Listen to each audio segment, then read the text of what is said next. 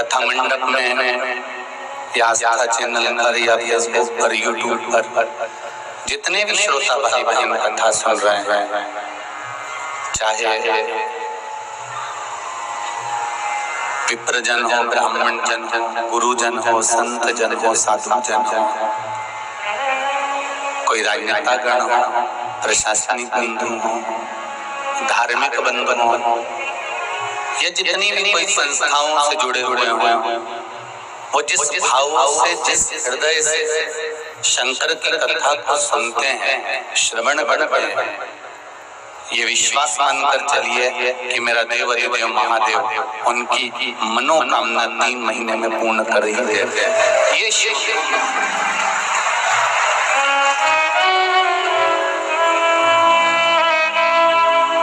ब्रह्मलोक में रहते हैं, भगवान विष्णु वैकुंठ में रहते हैं, पर मृत्यु लोक का अगर कोई देव है तो वो देव देव महादेव है।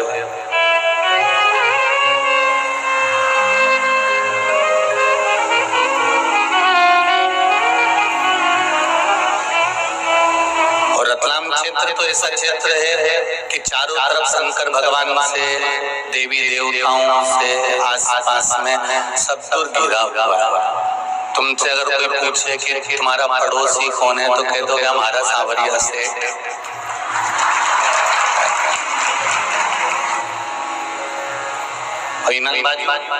तो क्या महाकाल राजा, और पीछे एक लिंग नाथधारा। जिधर जाओ रतलाम से आसपास का क्षेत्र में सब दूर चारों तरफ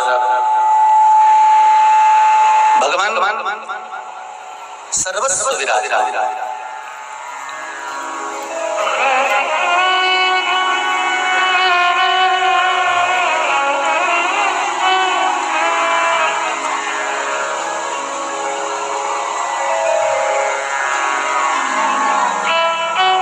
और शिव की कृपा, उदारता, दया जो आप पर और हम पर हुई है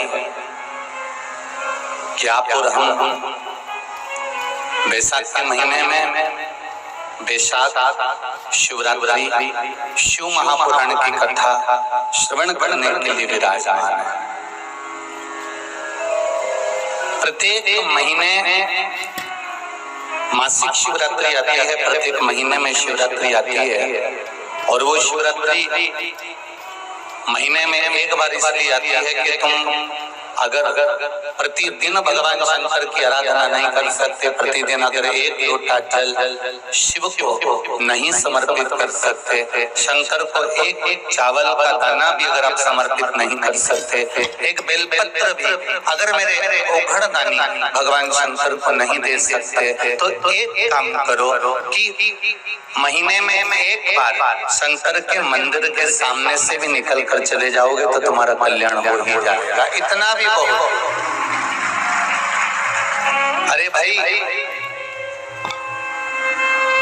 देवराज नाम का ब्राह्मण शिव महापुराण की कथा में आती है कि देवराज नाम का ब्राह्मण जो चोरी करता था, छल करता था, कपट करता था, बेईमानी करता था, प्रपंच करता था, झूठ बोलता था, ऐसा दुनिया का कौन सा गलत काम नहीं जिसको देवराज ने नहीं किया।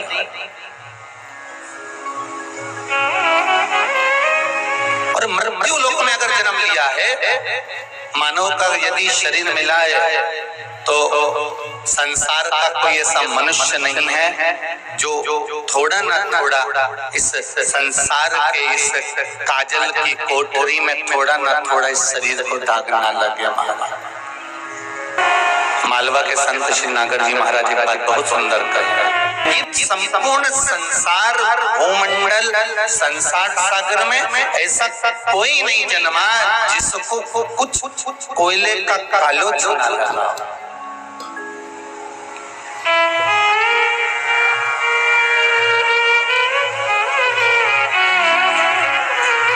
मेरे राम जी महाराज लंका पर विजय प्राप्त कर आए, अयोध्या के राजा बनकर बैठ गए तो भी नहीं छोड़ा।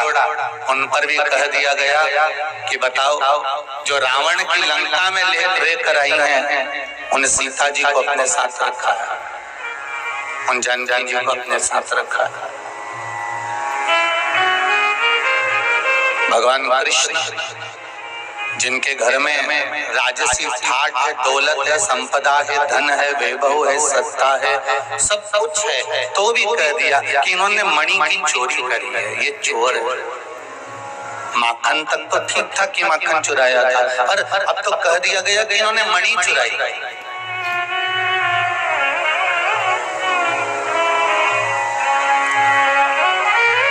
जरा विचार करिएगा, जब दुनिया के लोग परमात्मा को नहीं छोड़ते तो आप और हम को छोड़ेंगे। शिव महापुराण की कथा एक बात बहुत अच्छी कहती है कि क्या किसको रोइए चादर तान के सोइए, आग लगे बस्ती में अपन रहो मस्ती में। अपने को अपना सुख खत्म नहीं करना दूसरे के चक्कर में। जरा से देर में हमारी देवरानी का मुंह खुल गया, हमारी जेठानी का मुंह खुल गया, मेरी सास मुझसे नहीं बोल रही, मेरा भाई मुझसे नहीं बोल रहा, मेरा कुटुंब वाला मुझसे नहीं बोल रहा, वो मुझसे बात नहीं कर रहा, वो ऐसा बोल रहा है, वो वैसा बोल रहा है। हम किसके लिए रोएंगे साहब?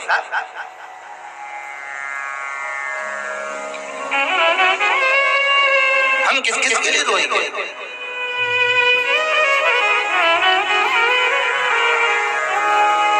इसलिए रतलाम के लोग जब भी किसी के यहाँ जाते हैं, रतलाम का आदमी कहीं पर भी जाएगा तो झोला में सेव लेकर जाएगा।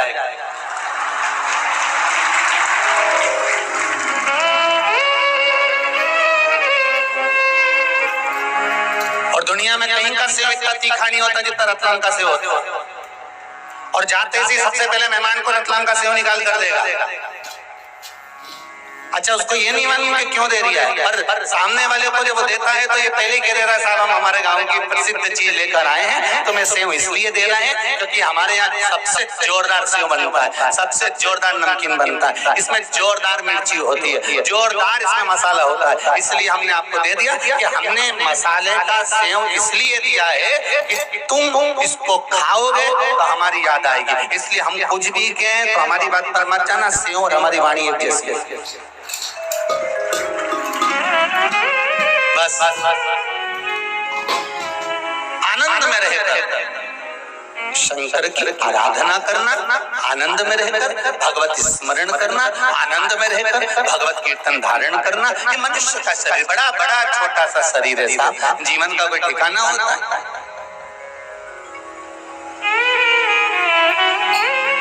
गेहूं के खेत में से एक दिन गेहूं कट जाता है, चना के खेत में से एक दिन चना कट जाता है, लहसुन के खेत में से लहसुन उखड़ जाता है, प्याज के खेत में से प्याज उखड़ जाता है, मूंगफली के खेत में से मूंगफली उखड़ जाती है, मक्का के खेत में से मक्का कट जाती है, ज्वार के खेत में से ज्वार कट जाती है, बाजरा के खेत में से बाजरा कट जाती है। उसी तरह संसार के खेत में से मनुष्य कब कट कर निकल जाए इसका कोई ठिकाना नहीं।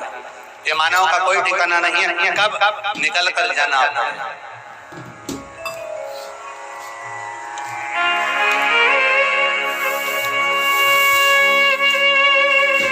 बस अपनी जिंदगी को अलमस्त होकर जियो, आनंद में जियो। मैं धन्यवाद दूंगा कथा के मुख्य यजमान परिवार को, आयोजक कल्याणी श्री रविंद्र जी पाटीदार इंदौर, शकुंतला नारायण पाटीदार जी नागदा, स्वर्गीय अरविंद जी पाटीदार जी की स्मृति में ये पावन शिव महापुराण की कथा हो रही है। उनको बहुत बहुत साधुवाद, धन्यवाद। बाबा देवादिदेव महादेव की कृपा, करुणा, दया, उदारता और छीका बंधा है, अगर टूटा है तो जिसने बांधा और जिसने तोड़ा उसके भाग्य में कितना मिला ये तो वो जाने, पर जो टूटा है वो अपने सबके भाग्य से टूटा है। कथा हो रही है तो ये सब अपने भाग्य से हो रही है, कहीं शिव की कृपा होगी, उदारता होगी, दया होगी, करुणा होगी। इसलिए भगवान देवादिदेव महादेव की कथा अपन सभी को श्रवण करने का सौभाग्य भगवान शिव की कृपा से प्राप्त हुआ होगा, ये शंकर की उदारता से प्राप्त हुआ। कथा करवाना और ना करवाना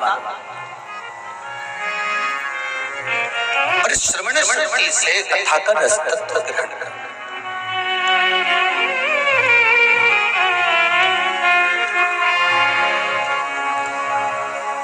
केवल कथा को सुना, यहाँ से सुनकर यहाँ से निकाल दिया, बचा कुचा था, कपड़ों में से झटकार दिया, वहां तक कथा को मत रखना। 7 दिन की कथा है।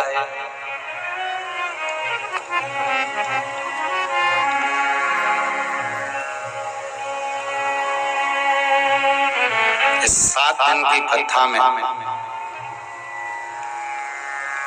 जो आपको अच्छा लगे वो जिंदगी में थोड़ा सा उतार ला। जो अच्छा नहीं लगे, यहाँ से जब जाओ और रास्ता में कहीं नदी, नाला, तालाब, बावड़ी, कुआं जो मिले उसको उठा कर देते। मन में मत रख, जो अच्छा लगे उसको जीवन में उतार।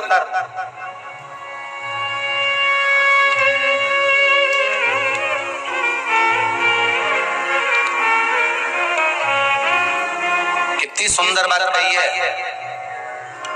कोई तुमको बहुत सुंदर लग रहा है ना, कोई तुमको बहुत अच्छा लग रहा है ना, बहुत अच्छा लग रहा है, तो उसको ज्यादा गौर से मत देखो।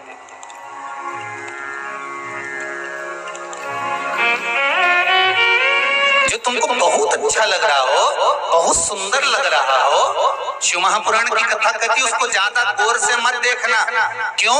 क्योंकि ज्यादा गौर से देखोगे तो उसमें कुछ ना कुछ बुराई ढूंढ लोगे, ये पक्का। और एक बात शिव महापुराण की कथा कहती है, कोई बुरा व्यक्ति है ना, बहुत बुरा है, बहुत गंदा है, बहुत बेकार है, बहुत बेकार, तो उसको गौर से जरूर देखना, टकटकी लगाकर जरूर देखना।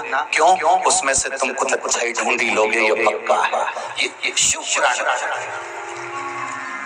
अच्छे को ज्यादा गौर से नहीं देखना, क्योंकि उसमें हमें कुछ बुराई दिख जाएगी। इसने तो हमारे साथ ऐसा कर दिया था, भले अच्छा दिख रहा है, सुंदर दिखे, सब कुछ। कई माताएं कह देती है हमारी बहू सब बढ़िया है, एकदम जोरदार, सब काम करे, सब पूरा घर संभाल ले। जो क्यों नहीं गुरुजी तुरंत खरीदते हो तो 1 मिनट में। तुमको इतनी जोरदार बहू मिली, फिर काय का दुख है? बस सब काम जोरदार है उसका, परंतु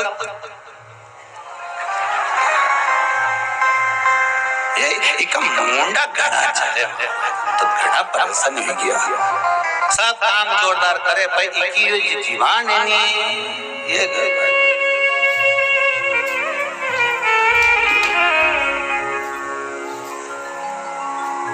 नहीं तो इनमें कहीं कमी नहीं है, जोरदार।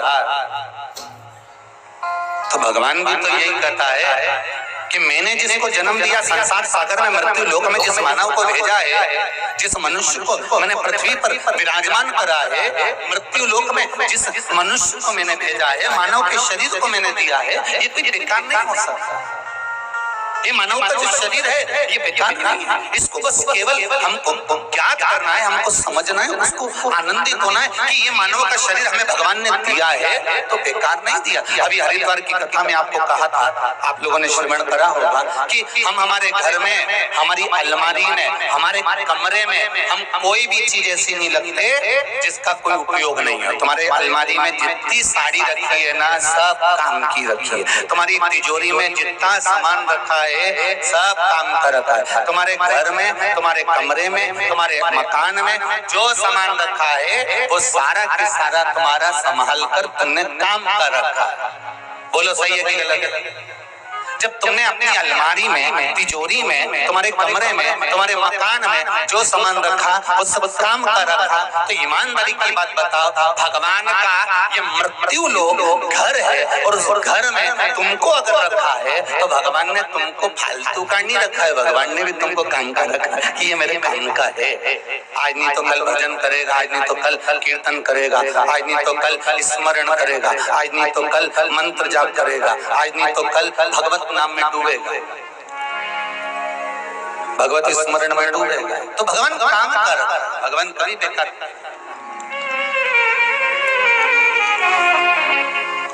मैंने तेरे ही भरोसे, ओ बाबा तेरे ही भरोसे, हवा बिच उड़ती जावांगी बाबा, डोर हथो छठी नामे कटी जावांगी।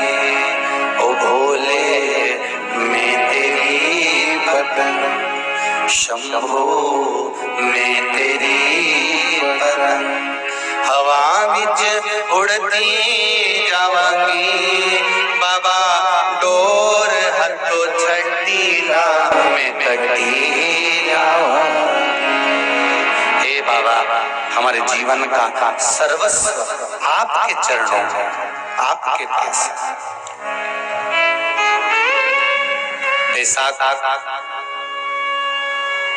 शिवरात्रि शिव महापुराण की कथा रतलाम वासियों को मिली है।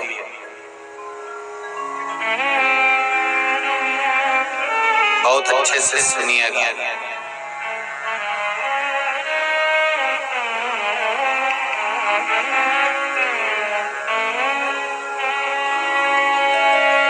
क्यों महत्व है वैशाख महीने का? स्कंद पुराण में वैशाख महत्तम कहा गया है।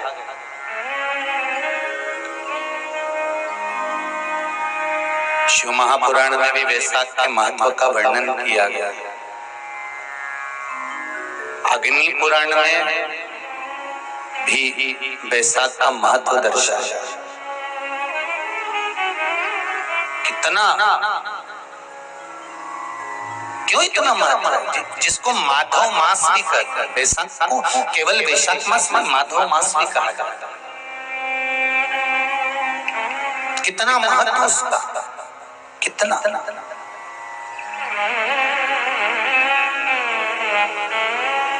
क्योंकि सतयुग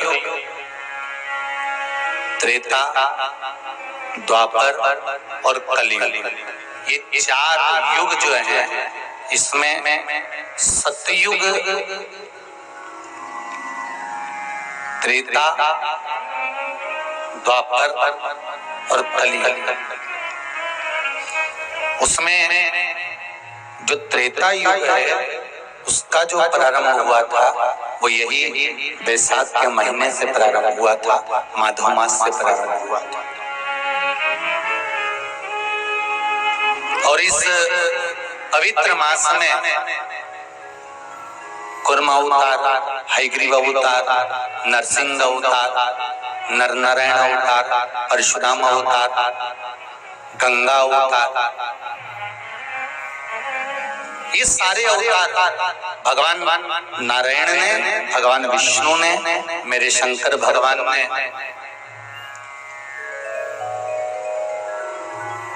सरम्भेश्वर अवतार, ओमकार अवतार, मल्लिकार्जुन अवतार, भीमाशंकर अवतार मेरे शिव ने इसी वैशाख के महीने में प्राप्त किया। मेरे नारायण ने परशुराम अवतार, नारायण अवतार, स्वयं हयग्रीव अवतार, कुर्म अवतार, नरसिंह अवतार, ये सारे जितने अवतार हैं मेरे भगवान विष्णु ने इसी वैशाख महीने में प्राप्त किया।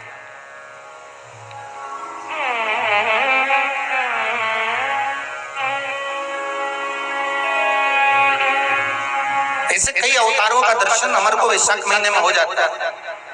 और उसी वैशाख महीने की मात्र एक शिवरात्रि का स्मरण कर लेना, मात्र एक शिवरात्रि के दिन भगवान शंकर पर एक लोटा जल समर्पित कर देना, मात्र शिवरात्रि के दिन भगवान शिव की आराधना कर लेना या शंकर का भजन कर लेना, स्मरण कर लेना, शंकर को बेलपत्री का प्राप्त किया गया जल प्रदान कर देना, उसकी क्या महत्ता हो सकती। एक बहुत सुंदर पत्र आया, पत्र तो बहुत सारे हैं पर अभी पढ़े नहीं हैं, पत्रों की संख्या बहुत है, पढ़ेंगे इसको भी, पर उस समय कुछ जो पढ़े हैं वो ये है।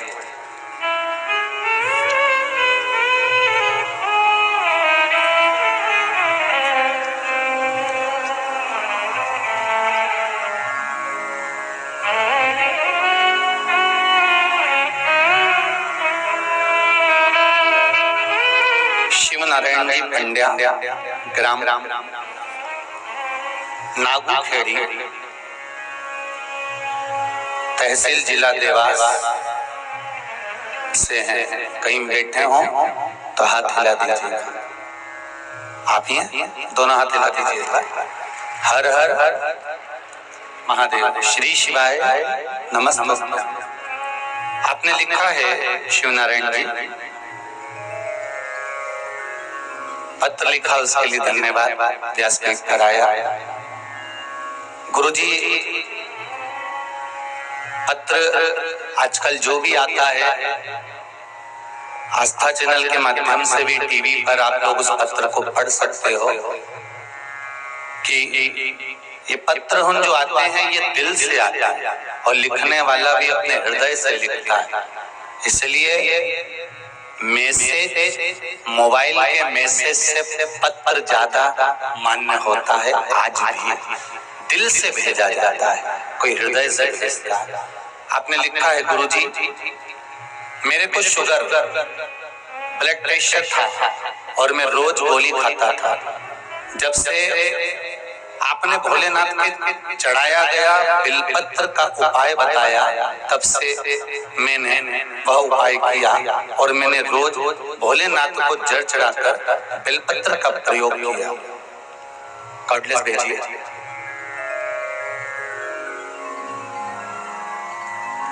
पास में है इसलिए भेज दीजिए। रवाना करो जल्दी। हाँ, आगे वालों को दो तो पीछे वालों को भेजेंगे, पीछे वाला उससे पीछे वाले को भेजेंगे।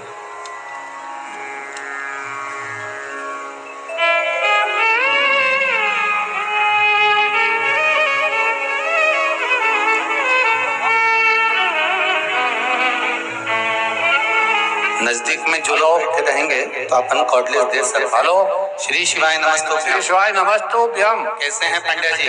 बढ़िया है सर, आशीर्वाद है आपका।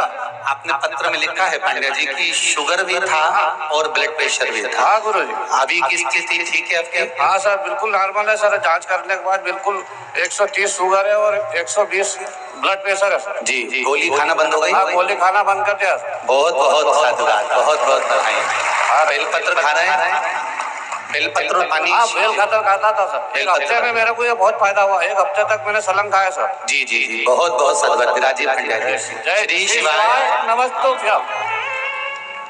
कितना सुंदर भाव लिखा है कि धर्म पत्नी शिव महापुराण की कथा सुनती थी। उसने एक दिन बता दिया कि शिव पुराण की कथा सुनो और उस कथा का कोई उपाय करना चाहिए।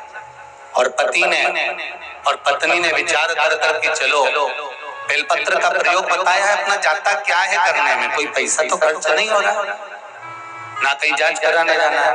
एक लोटा जल, एक बेलपत्र शिव को समर्पित करा, आया और उसका फल ये रहा कि अब उन्होंने लिखा ही नीचे, दवाइयां मैंने गोली खाना बंद कर दी है, अब पूर्ण रूप से स्वस्थ हूँ, भोले बाबा की कृपा है। ये शिव की उदारता है, ये शंकर की। आपका करा भजन, कीर्तन, स्मरण, संकीर्तन, मंत्र जाप, ये शिव कहीं ना कहीं करुणा करेगी।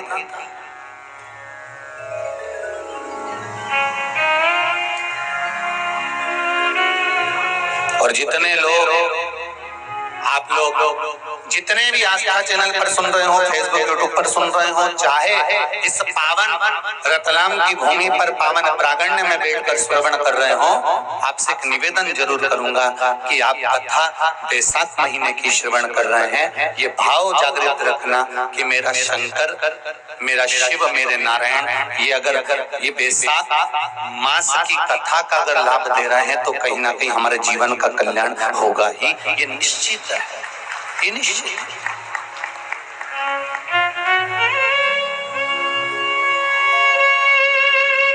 बस हृदय से, मन से, चित्त से, वृत्ति से हम भगवान शिव को रिझाएं, हम भगवान शंकर को मनाएं।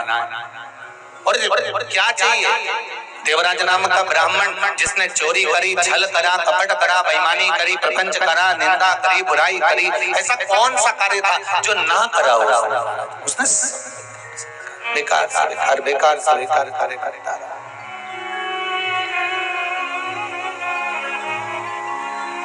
सब बेकार से बेकार कार्य कर रहा, फिर भी शिव कृपा देखिए कितनी प्रबल है, शंकर की उदारता कितनी प्रबल है, शिव भक्ति कितनी प्रबल है।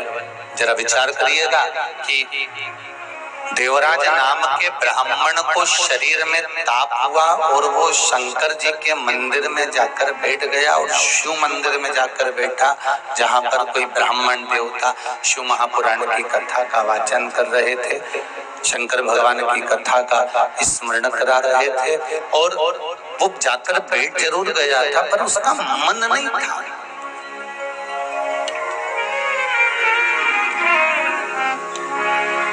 तुलसीदास जी से किसी ने पूछा, तुलसीदास बाबा से किसी ने, थोड़ा प्रेशर दीजिए, तुलसीदास बाबा से किसी ने पूछा, बाबा जी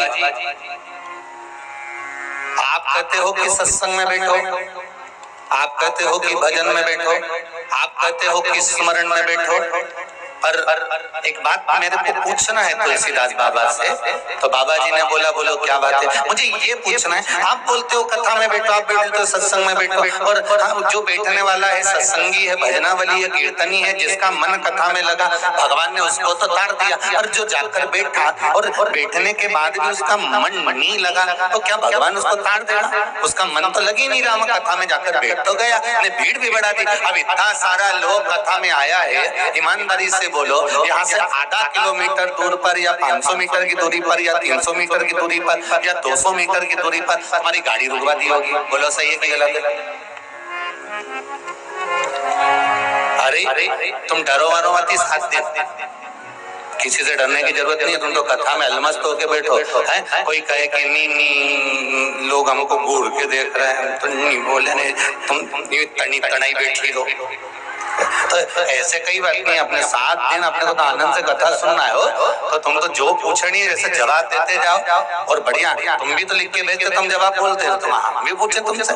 यहाँ से 300 मीटर की दूरी पे गाड़ी रोक दी, 500 मीटर की दूरी पे गाड़ी रोक दी, अब तुम वहां से छोरा छोरी ने लपेटता हुआ ने ठोकता हुआ कहीं कहीं नहीं चले तो देवी से चलो, और चले जा रहे हो, चले जा रहे, और चलता चलता बीच में दुकान मिली गई चाट की, और छोरा छोरी के ने हमको तो ये गुड़िया का बाल दिला दे, और मम्मी के चल लेकिन चल चल चल चल, वो ठोकता ठुकाता और गाता बजाता जैसे तैसे शिव पुराण में पहुंच गए। अब इतनी चिलचिलाती हुई गर्मी में, इतनी चिलचिलाती हुई धूप में, अच्छा कई लोग बोले भी सर महाराज जी अभी शादियों का सीजन चालू हो गया है, अब कथा थोड़ी सी 1-2 महीना विराम करना चाहिए, अब शादियां खूब चल रही है तो कथा भी थोड़ा सा, हमको शादी ब्याह में जाना है तो कथा में कौन आएगा? तो हमने कहा जिनकी उनसे रिश्तेदारी होगी वो उनके यहाँ जाएगा, जिनकी इनसे रिश्तेदारी होगी नहीं आएगा। यहाँ तो रिश्तेदारी देखी जाती है, और जिनकी शादी में तुम गए हो, तुम्हारी विपदा की घड़ी में वो खड़ा मिलेगा? अरे बोलो तो जीजी, मैं तुमने खूब ढोलक पीट पीट के गाया, मैं बना जी रात के आजा जी, बना जी धीमे आजे जी, बना जी दिल्ली से लाजे जी, ने लहंगा लाजे ने ये लाजे ने लाजे, मैं दुल्हन संभर के आएगी, नहीं यूं जलवा दिखाएगी, कितना गाया आधी रात रात के 9-9 10 बजे तक ढोलक पीटी पीटी के गाया। अब तुमने रात के 12 बजे तक जो बना बनी गाया तुम्हारे की काम आया? और यहाँ बैठकर जो तुमने भजन गाया वो अंत समय तक काम आया, तो वो किस काम का?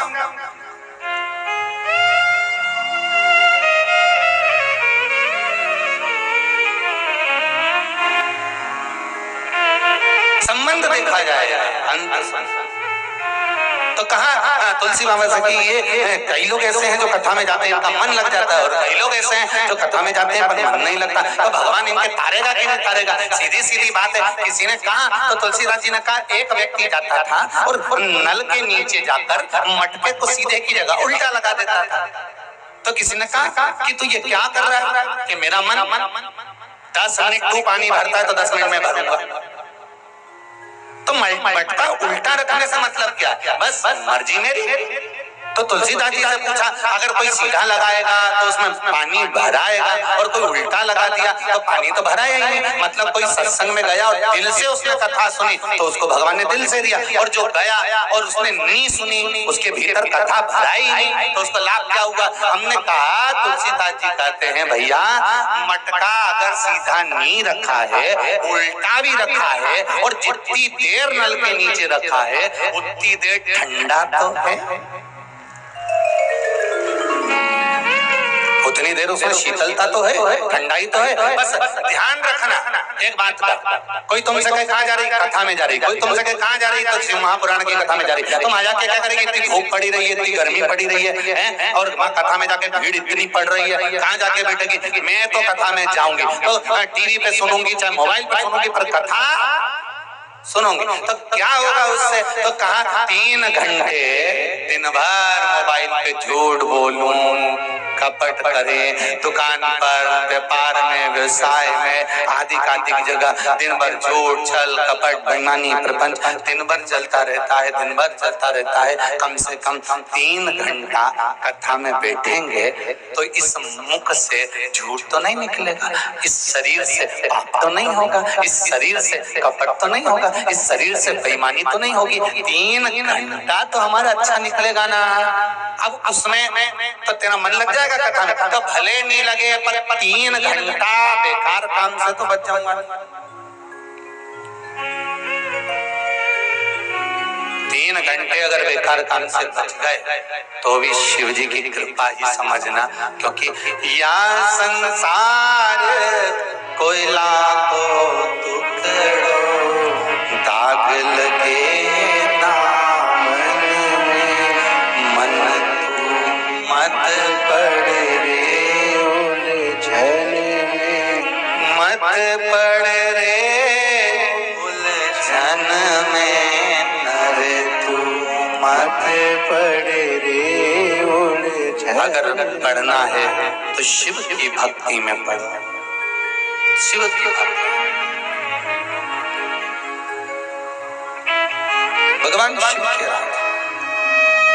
भक्ति स्मरण। देवराज ने झूठ कहा, कपट करा, छल करा, बेईमानी करी, प्रपंच करा, सब कुछ करा, सब कुछ किया गया, पर अंतिम जो क्षण था देवराज का, अंतिम जो पल था देवराज का, वो देवराज ने भगवान शिव की कथा में पहुंच गए। भले उसका मन नहीं लगा, भले उसका हृदय नहीं लगा, पर कथा में जाकर देख गया और वहां से निकल गया तो शिव की कृपा देखिए क्या हुई कि बेलपत्री के वृक्ष के नीचे उसके प्राण छूटे।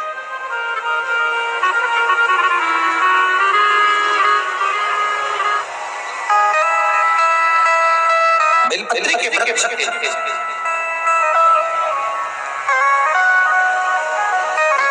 बैसाख के महीने में पीपल के वृक्ष के नीचे, बेलपत्री के वृक्ष के नीचे,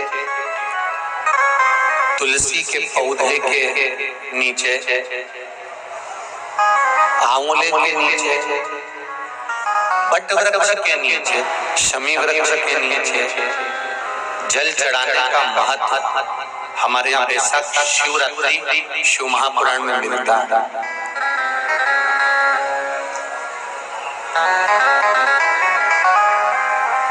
और जल की महत्वता क्या है महाराज? जैसे देवराज ने भगवान शंकर के मंदिर में पहुंचकर मात्र कुछ देर के शिव महापुराण की कथा सुनकर बेलपत्री के वृक्ष के नीचे अपने प्राणों को त्यागा तो शिव के ही धाम पर चला गया, शंकर के धाम। उसी तरह एक बड़ी सुंदर कथा था। कुशकेतु नामक एक राजा हुए, जिनके घर में एक पुत्र हुआ जिसका नाम था हेमकांत। क्या नाम था? जम के बोलो जरा, हेमकांत। एक पुत्र हुआ जिसका नाम हेमकांत।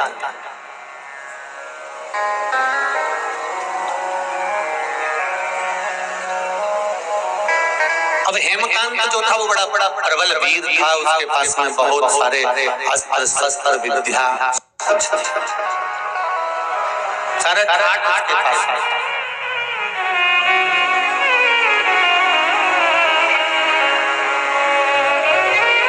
बैसाखी शिवरात्रि शिव महापुराण की कथा कर रही है। एक दिन हेमकांत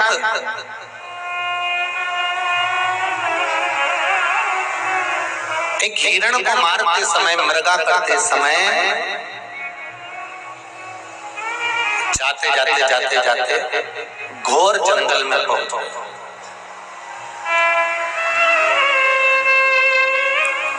अब इतने भयंकर जंगल में वो पहुंचा, इतने भयंकर जंगल में पहुंचा कि वहां पर पहुंचने के बाद में उसने अपने दूतों से कहा कि मुझे प्यास लगी है, पानी पीना है और कुछ थोड़ी बहुत भोजन प्रसादी मिल जाए तो इससे बढ़कर और क्या।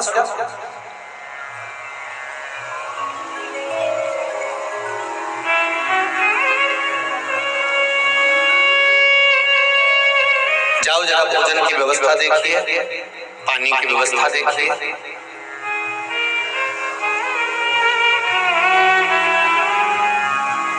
भोजन और पानी की व्यवस्था देखिए जरा, जाइए।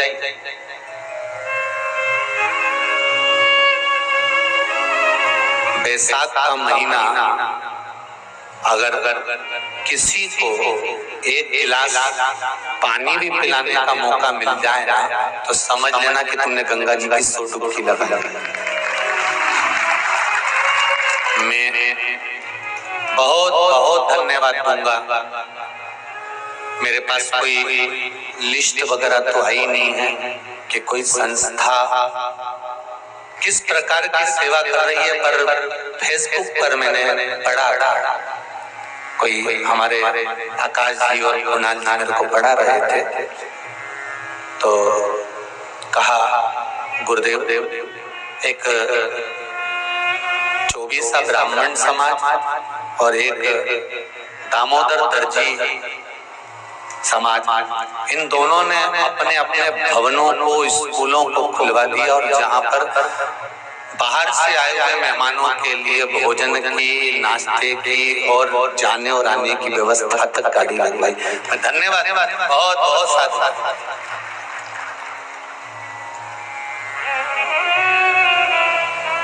बहुत बहुत साधुवाद दूंगा मैं रतलाम के इन धर्म से जुड़ी हुई संस्थाओं, जिन्होंने अपने बताया 24 ब्राह्मण समाज में कोई स्कूल खुलवा दिया, दामोदर दर्जी समाज ने अपना भवन खुलवा दिया, और तो और नाश्ता, चाय और भोजन तक की व्यवस्था रखी कि बाहर से कोई समाज बंधु आए तो उसमें रुके तो कष्ट नाम मैं कहूंगा। बैसाख के महीने में अगर एक गिलास भी पानी आप दिल से अगर किसी को पिला रहे हो तो गंगा की 1000 डुबकी आप रोज लगा रहे हो। ये विचार मान कर चलिए, कोई कम नहीं है।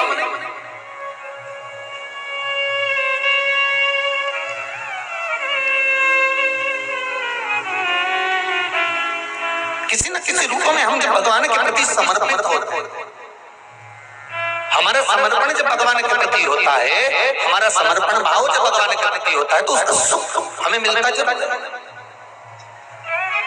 और शंकर की कथा में शिव को केवल तुम्हारा निर्मल मन सो मोहि पावा मोहि छिल छिल कपट नाम।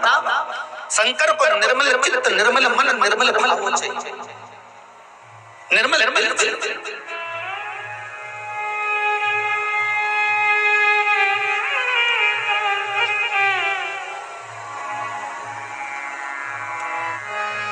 भगवान को तुम्हारा वैभव नहीं है, तुम तुम दूसरे मंदिर में जाकर खूब अपना वैभव दिखाना चाहता, तुम मेरे राम जी के मंदिर जाना, खूब प्रसाद लेकर जाना, लड्डू लेकर जाना, हनुमान जी के मंदिर जाना, खूब लड्डू प्रसाद लेकर जाना, भगवान ब्रह्मा के मंदिर जाना, कमल का फूल गुलाब के फूल लेकर जाना, माँ देवी के मंदिर जाना तो चुनरी और चूड़ी लेकर जाना, अन्य जितने मंदिर में जाओ, तुम शनि महाराज के मंदिर जाना तो साथ में तेल लेकर जाना, तुम उस मंदिर में जाना बृहस्पति महाराज के तो चने की दाल लेकर जाना, पर शंकर के मंदिर में जाना तुम्हारे पास में अगर जल हो तो ले जाना, नहीं हो बेलपत्र ले जाना, बेलपत्र नहीं हो चावल ले जाना, चावल और पुष्प भी ना हो तो मंदिर के बेलपत्र उठाना, धोना और शंकर जी को वापस चढ़ा देना। शिव को तुम्हारा निर्मल चित्त चाहिए, मन केवल तुम्हारा, शंकर को तुम्हारा वैभव से कोई मतलब, तुम्हारा कितना वैभव है, तुम्हारे पास में कितना धन है, कितनी संपदा, कितनी दौलत, कितनी सत्ता, इससे शिव को कोई मतलब।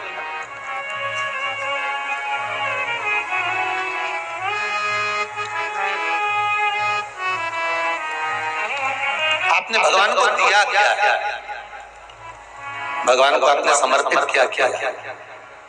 पशुपति व्रत जब माताएं करती हैं, भाई करते हैं, बच्चे करते हैं, और जब पशुपति व्रत के 5 दिए मंदिर में लगाने के बाद जब वो छठा दिया अपने दरवाजे पर, दरवाजे की ओर मुख कर भेंट कर सीधे हाथ की ओर जब वो दिए को लगाती हैं बेटियां, बहुएं, माताएं, भाई, पशुपति व्रत का जब वो छठा दिया मंदिर से लेकर आने पर, मंदिर के द्वार से लाकर अपने घर के द्वार पर जब वो जलाती है तो उसके मन का जो भाव होता है, जिस दिल से, जिस हृदय से, जिस चित्त से, जिस वृत्ति से वो भगवान से जो कहती है, भगवान पशुपति व्रत के अंतर्गत 5 ही व्रत में उसका मन का मुराद पूर्ण कर देते हैं, हृदय की बात पूर्ण कर देते हैं, क्योंकि दिल से कहा गया।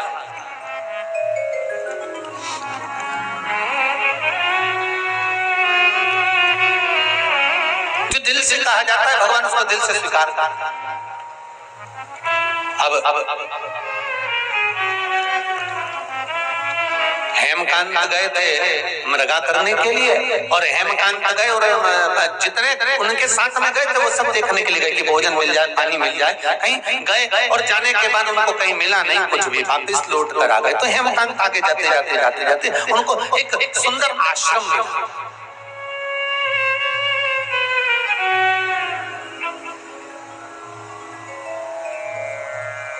जिसमें एक सुंदर ऋषिवर बैठे हुए थे जिनका नाम था सतेज।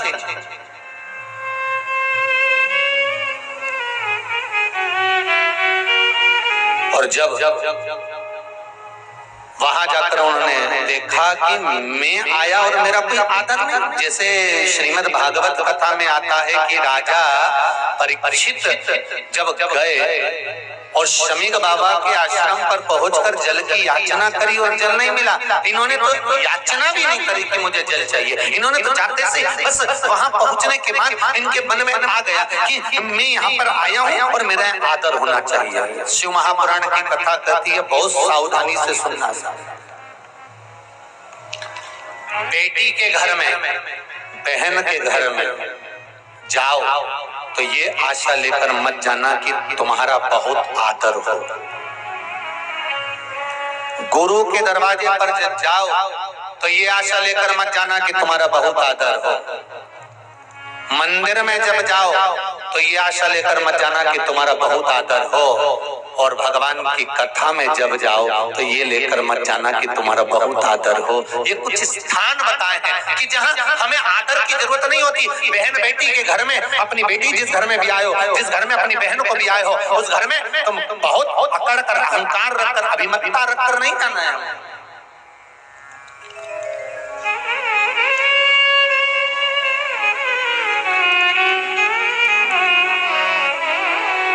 बहुत अभिमान था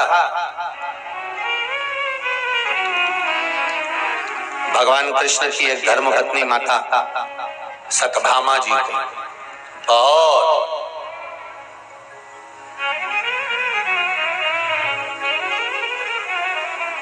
इतना अभिमान था।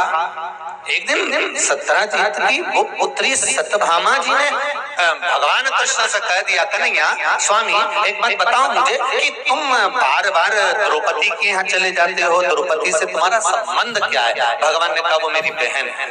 हो तो बहन के घर चले जाते हो तो कम से कम थोड़ा तो सोचना चाहिए। तुम्हारी बहन कभी भी, मैंने देखा है कई बार, मैंने विचार किया, आप कई बार हमारे साथ गए और कभी तुम्हारी बहन ने तुमसे इस तरह से व्यवहार नहीं करा कि तुम्हें कोई आदर होना चाहिए कि द्वारका का राजा आया है, द्वारिकाधीश आया है, और जिसके पास में द्वारका का राज्यपाठ है उसके पास कितना वैभव होगा, और वैभव अधिपति जब आता है तो उसके लिए तो वैभव जैसा ठाट होना चाहिए। सुन लो रे रत्नाम वालों अच्छे से, तुम कितने भी वैभवपति हो, कितने भी धनपति हो, कितने भी करोड़पति हो, 7 दिन शिव महापुराण की कथा में जब आओ तो वैभव और सत्ता सब घर पर रख कर आना, यहाँ तो शंकर के गण बनकर आना। यहाँ अगर आना है आपको कथा श्रवण करने के लिए तो आप ये मानकर चलना कि मैं शिव का गण हूँ, शंकर भगवान की कथा सुनने जा रहा हूँ, शिव का अनुमोदन करने जा रहा हूँ। क्या लाभ होगा उसका? उसका एक लाभ होगा, जब आपकी गाड़ी अगर 200 मीटर भी दूरी पर रुकती है, थोड़ी दूरी पर रुकती है, वहां से आकर पैदल चलकर आप यहाँ तक आ रहे हो तो ये विश्वास मानकर चलना, अगर शंकर के होकर चलोगे तो ना प्यास लगेगी, ना भूख लगेगी, ना धूप लगेगी और सीधे कथा में पहुंच जाओ। अगर दिल से गए हो भगवान शिव की शरणागति में, भगवान की शरणागति में दिल से गए हो, दो तरह की बात होती है। एक बहुत समझ में आ जाता है, जरा सा व्हाट्सएप पे बात करो, जरा सा फोन पे बात करो, जरा सा किसी से बात करो, और अगर दिल से कर रहे होगे ना तो बात करने का और मन करेगा। 2 मैसेज और कर देता हूँ, 4 मैसेज और कर देता हूँ, थोड़ा सा ये और भेज देता हूँ, थोड़ा सा और बात कर देता हूँ, थोड़ी और बात करता हूँ, अगर दिल से कर रहे होगे। और अगर जरा सा तुम्हारा दिल नहीं लगा और तुम्हारे काम पड़ा हुआ है और तुमने मैसेज करा तो अगला मैसेज जो तुम्हारा होगा ना तो उतने में समझ जाओगे कि अभी ये बात करने के लायक नहीं है। अगर अभी करूं तो ठीक, तो तुम भी लिख के भेजे। तो रात को बात करते हो तुरंत, हृदय नहीं।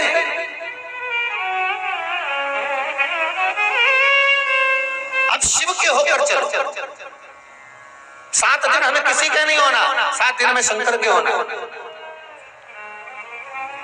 और जब शिव के होकर चलोगे तो जीवन की जितने शरीर में, बैसाख महीने में आप शंकर के धाम जा रहे हो, बैसाख महीने में आप आस्था चैनल पर शिव महापुराण की कथा सुन रहे हो, बैसाख महीने में फेसबुक और यूट्यूब पर आप कथा सुन रहे हो, ये आपके भीतर होना चाहिए कि आप क्या प्राप्त करो। कथा थी 2 बजे से 5 बजे की, हमने भी हरिद्वार में बोल दिया था क्योंकि यहाँ का जो बैनर गया था उसमें 2 से 5 लिखा था। हम आस्था चैनल वालों से पूछ ही नहीं पाए, कथा थी 1 बजे से 4 बजे। अब यजमान जी बोले, पाठदार जी, गुरु जी, वो कथा तो 2 से 5 लिखा गई है और टीवी पर 1 से 4 है, और आपने भी मंच से कह दिया 2 से 5 का। हमने कहा कोई बात नहीं, बैसाख महीने की कथा है, बैसाख का प्रारंभ त्रेता से हुआ था, तो कलयुग से त्रेता में खसक गए, 2 बजे से 1 बजे में खसक गए तो तकलीफ क्या है?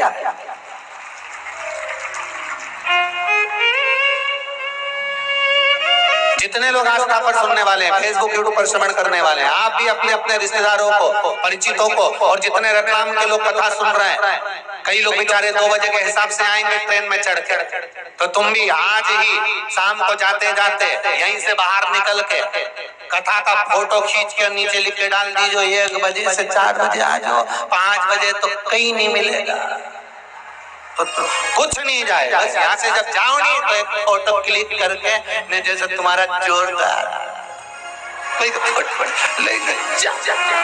लिख दो कि जितना भी आओ, कितने बजे, अरे बोलो तो, हाँ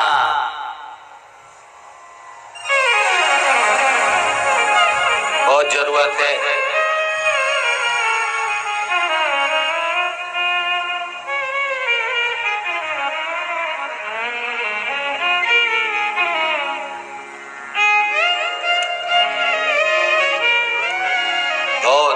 सब भेज देना।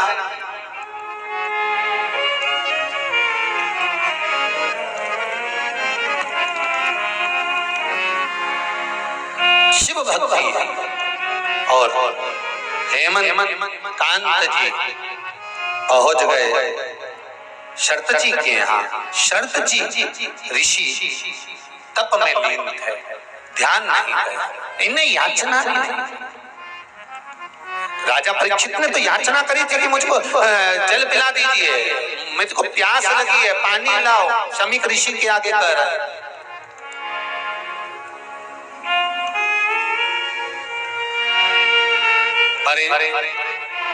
हेमकांत ने नहीं कहा कि मुझे प्यास लगी। वो तो गए, बैठे और देखा कि मेरा कोई आदर नहीं, मेरा कोई सम्मान नहीं, मेरा कोई सत्कार नहीं, मेरे लिए कोई स्थान नहीं।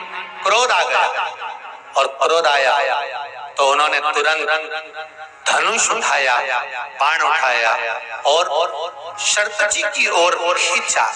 खींचते से 300 ऋषि सामने आकर खड़े हो गए। शरत जी के शिष्य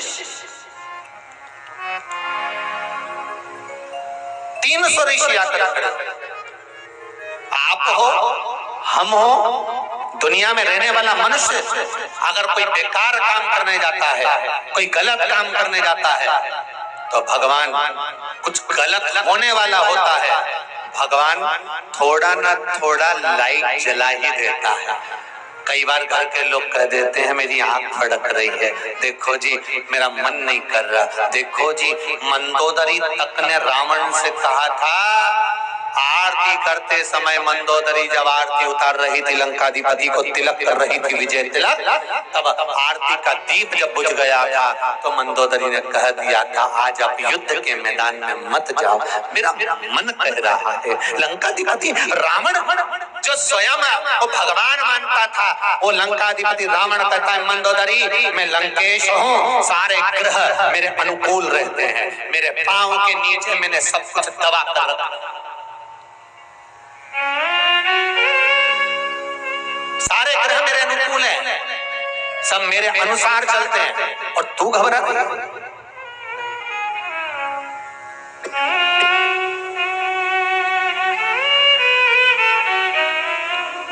मंदोदरी तू चिंता मत कर, तेरा पति विजय होकर आया। मंदोदरी कहती आज मेरा मन ठीक नहीं लग रहा, आज मेरा चित्त ठीक नहीं लग रहा, आज मुझे श्रेष्ठता नहीं लग रही, आज मुझे श्रेष्ठता नहीं लग रही,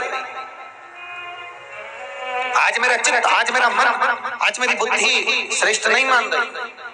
और मेरी माताओं, मेरे भाई, इस पावन कथा में जितने लोग बैठे हैं आपको भी कहूंगा, जब कोई गलत होने वाला होता है भगवान बत्ती सबकी जलाता है कि देख बच्चा ला, रोक ले।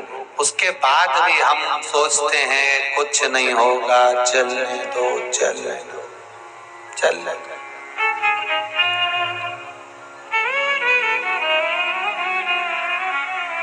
चित्त रमा, ऋषियों ने रोक दिया। ऋषियों ने कहा आप आगे ना सुनो राजन, आप कुशकेतु के पुत्र हैं, वो कुशकेतु जिसने अपने जीवन में समर्पण किया, दान करा, पुण्य करा, सत्कर्म करा, भजन करा, कीर्तन करा, मंत्र जाप करा, नाम स्मरण करा।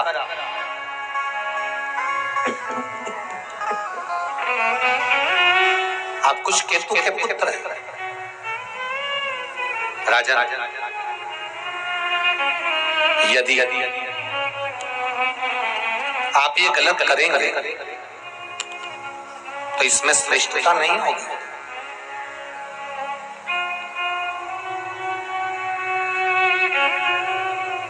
राजन मैं तो केवल आपसे इतना कह सकता हूं कि ये जो धनुष पर आपने बाण चढ़ाया है,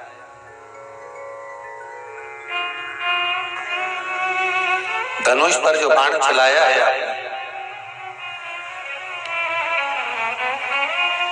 ये धनुष का चढ़ाया हुआ बाण आप उतार लीजिए नीचे। ये ठीक नहीं है, ये श्रेष्ठ नहीं है। सामने जो जो तप करने बैठे हैं ये जानते नहीं आपको कि आप आए हो।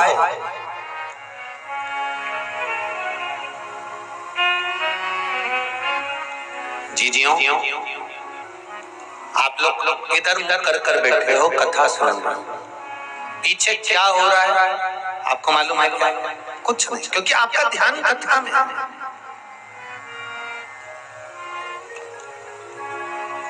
शर्त जी ऋषि का और उसके साथ उनके साथ में रहने वाले जितने संत साधु सन्यासी तपस्वी साधक उपासक जो हैं, शर्त जी के जो साथ में है उनका मन भी सत्संग में लगा होगा।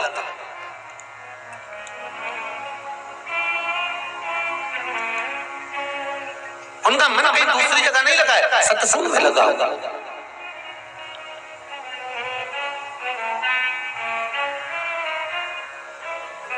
और जब सत्संग में मन लगा हुआ है तो दूसरी जगह मन जाएगा कहाँ? फिर कहूंगा एक बात, शिव जी के मंदिर में अगर एक लोटा पानी लेकर जा रहे हो तो दिल भी शंकर के पास लेकर जा रहे हो।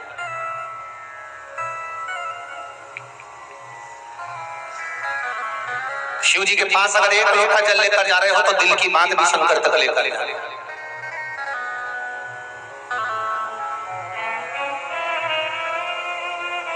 कितने लोग हैं जो शिव जी के मंदिर में रोज जल चढ़ाने जा रहे हैं? हाथ उठाइए।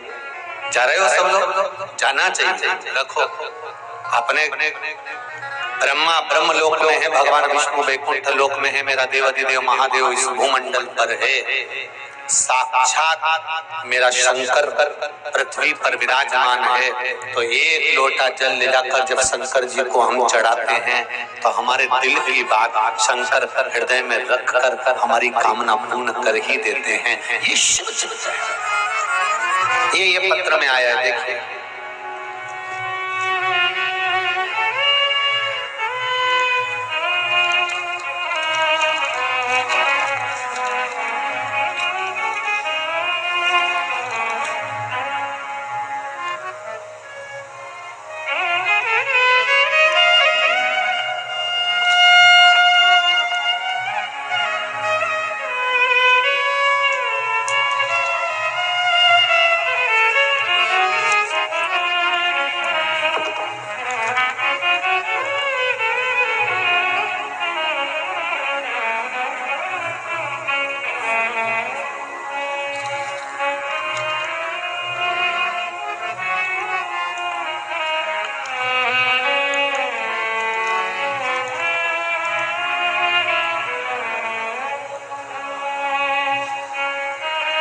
पत्र में नाम नहीं लिखा है।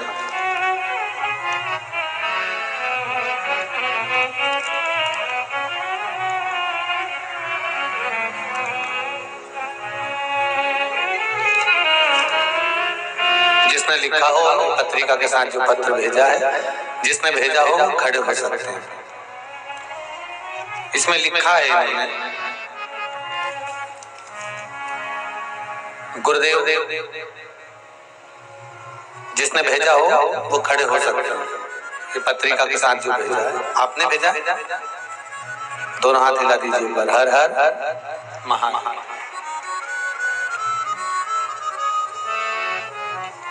गुरुदेव, पशुपति व्रत आंकड़े की जड़ का महत्व, बच्चे होने के लिए प्रदोष समय में मूंग दाल, बेलपत्र, शमी पत्र, गुड़ का प्रयोग, इन सब उपायों का महत्व क्या है ये मैं अच्छी तरह से जानती हूँ। ये पत्र लिखा हुआ।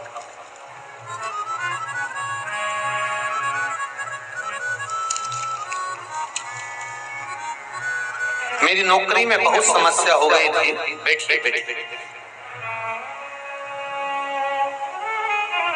बाबा शंकर ने टीवी के माध्यम से मैंने जो कथा श्रवण करी है, उस कथा का फल मुझे दिया है। मेरी नौकरी वैसी की वैसी बरकरार। गुरुदेव, डॉक्टर ने मेरी बहू को एक बार मिसकैरेज होने के बाद में बता दिया था कि इसको बच्चे नहीं होंगे। IVF कराने का बोला था और अंत ये हुआ कि बहू की आंख में जल भर गया, रोने लगी, तब शिव महापुराण की कथा सुनी और आपने आंकड़े की जड़ का उपाय बताया। कुबेरेश्वर धाम पर 7 दिसंबर 2021 को दर्शन करके बाबा से प्रार्थना कर सीहोर से आए और गुरुदेव अभी अप्रैल 2022 में बिना IVF के मेरी बहू के 3 महीना चल रहा है। ये शिव की कृपा। ये पत्र में लिखा, ये 3रा महीना चल रहा है। डॉक्टर भी आश्चर्य में हैं कि रिपोर्ट इतनी खराब थी तो ये कैसे हो गया। और फिर कहूंगा, अकाल मृत्यु वो मरे जो काम करे चंडाल का, काल उसका क्या बिगाड़े जो भक्त हो महा काल का। ये शिव की कृपा से प्राप्त हुआ। गुरुदेव, एक मेरा प्रॉपर्टी का केस 2016 से चल रहा था। बाबा की कृपा कैसे हुई कि वह केस भी बाबा ने खत्म कर दिया। ऐसे कई उपाय से जीवन में सुख पाया है गुरुदेव। बहुत बहुत साधुवाद। बाबूजी अपने जो पत्र भेजा है उसके लिए बहुत बहुत धन्यवाद। हर हर शिव कृपा। एक पत्र और है बड़ा सुंदर, जिसपे शंकर जी का फोटो भी बनाकर भेजा है।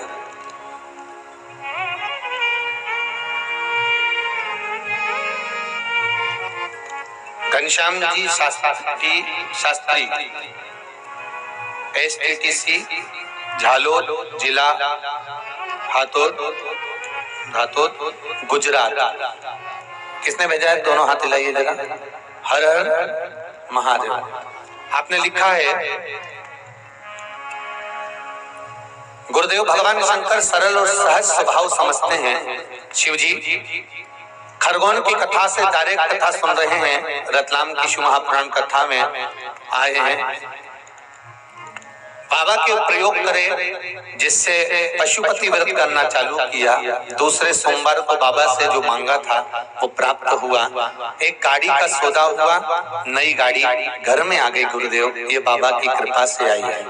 गुरुदेव 23 फरवरी से बाबा का रुद्राक्ष जल बेलपत्री प्रयोग से अब मैंने BP की गोली 23 फरवरी से लेना बंद कर दी है और मेरा BP भी नॉर्मल चल रहा है। जैसा होना चाहिए वैसा ही चल रहा है। ये शिव कृपा। बैठिए। हर हर महादेव। शंकर की करुणा ही ऐसे। आप दिल से, चित्त से, वृत्ति से, मन से भगवान शंकर को अगर रिझा रहे हो तो शिव करुणा करेगा ही, शिव की दया होगी ही। ये निश्चित है कि तेरा ही दिया मैंने खाया पिया है, तेरा शुक्रिया है, तेरा शुक्रिया है। मुझे भोले बाबा ने बहुत दे दिया है, तेरा शुक्रिया है, तेरा शुक्रिया है। ये जायदाद दी है, औलाद दी है, ये जायदाद दी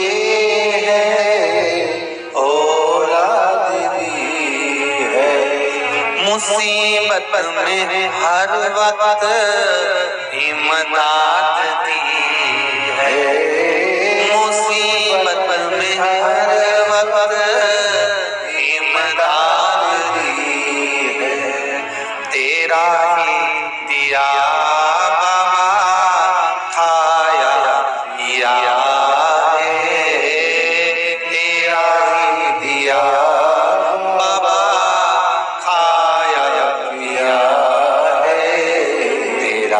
शुक्रिया है, तेरा शुक्रिया है।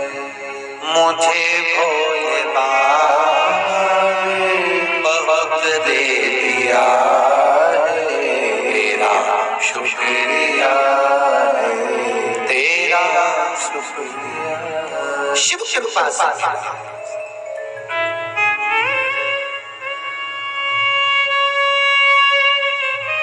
अगर गलत करोगे तो सामने कोई ना कुछ मन दिखा देगा कि तू ये गलत कर, अच्छा करोगे तो मार्ग भी खोल देगा कि तूने ये अच्छा किया। सामने भगवान प्रकट कर देता है कि ये अच्छा हो रहा है, कि ये बुरा हो रहा है, कि गलत हो रहा है, कि ये सही हो रहा है। सम्मुख में आ जाता है तुम्हारा करा हुआ सारा कर्म, सम्मुख में आ जाता है। ऋषि सामने आकर खड़े हो गए। उन ऋषियों ने कहा कि तुम ये गलत कर रहे हो। सामने जो सत्यजी ऋषि बैठे हैं, उन पर जो तुमने बाण चला रहे हो, ये अच्छा नहीं है, ये श्रेष्ठ नहीं है।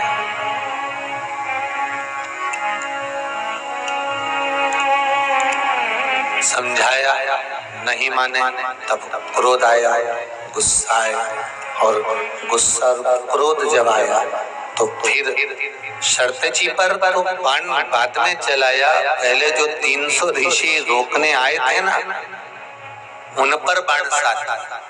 और एक बात अपनी जिंदगी में उतार कर रखी है, जब आप किसी को सतमार्ग बताएंगे, अच्छा मार्ग बताएंगे, सतमार्ग की ओर लेकर जाएंगे, अच्छे मार्ग की ओर लेकर जाएंगे, सतमार्ग की ओर अग्रण्य बढ़ेंगे, और कहेंगे कि ये गलत है और ये सही है, जब आप बताना चालू करेंगे तो हो सकता है दुनिया की निगाह में आप गलत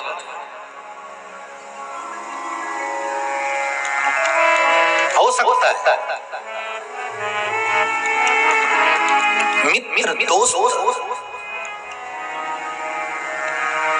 मित्र दोस्त जब किसी के मार्ग को भटकाते हैं, गलत मार्ग पर लेकर जाते हैं, तो दोस्तों को ये समझ में नहीं आता कि ये गलत हो रहा है।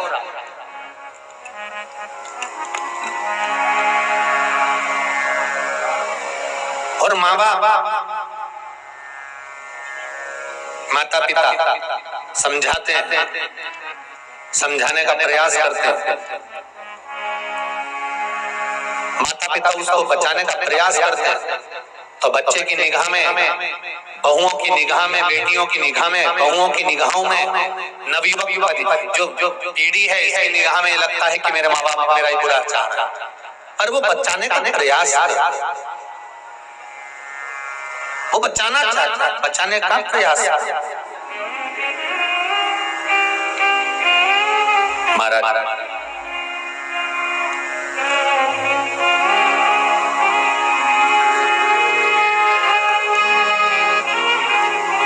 शिव महापुराण की कथा कहती है, दुख आएगा तो अटक जाओगे, और जैसे ही सुख आया तो भटक जाओगे।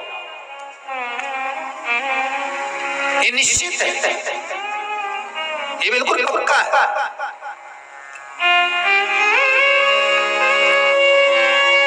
अगर गलती कर रहे हो, गड़बड़ी कर रहे हो, परेशानी कहीं गलत संगत में पड़ रहे हो, गलत जगह पड़ रहे हो, गलत क्रम में पड़ रहे हो, दुख आया तो अटक गए। अब सोचा, अब मैं तो बहुत बुरा फंस गया हूँ, अब मैं क्या करूँ, आगे कैसे बढ़ूं, क्या करना चाहिए, कैसे करना चाहिए, क्या कर सकता हूँ, क्या प्रयोग करा जाए। अब कहीं जाकर पूछा जाए कि मैं ये तकलीफ में फंस गया हूँ, तो दुख आएगा तो अटक जाओगे, और सुख आया तो जम के तो बोलो भटक जाओगे। जैसे सुख बड़ा, बड़ी धन बड़ा, वैभव बड़ा, पैसा बड़ा, पूंजी बड़ी, संपदा बड़ी, गाड़ी बंगला संपदा सब जब बढ़ती चली गई, बढ़ती चली गई, बढ़ती चली गई, तो उस समय पर फिर तुम भटक रहे हो। फिर वही वाली बात आ गई, ताली, थाली और प्याली, ये 3 मित्र तुम्हें प्राप्त हो गए। तुम्हारे जैसे सुख के दिन बड़े हो, तुम्हारी संपदा बड़ी, तुम्हारा वैभव बड़ा, तुम्हारी सत्ता बड़ी, तुम्हारा धन बड़ा,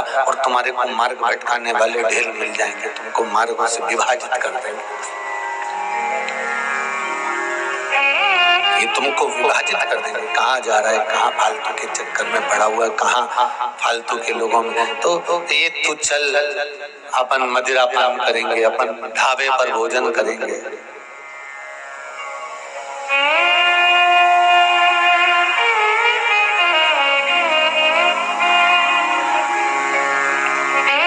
चल अपन होटल पर भोजन करेंगे, ये सब मार्ग विभाजित कर देते हैं। इसमें कोई मार्ग की परिभाषा नहीं होती। आज हेमकांत को जिन ऋषियों ने समझाया था, ऋषियों पर बाण चलाने के लिए तैयार बैठ गए। ऋषियों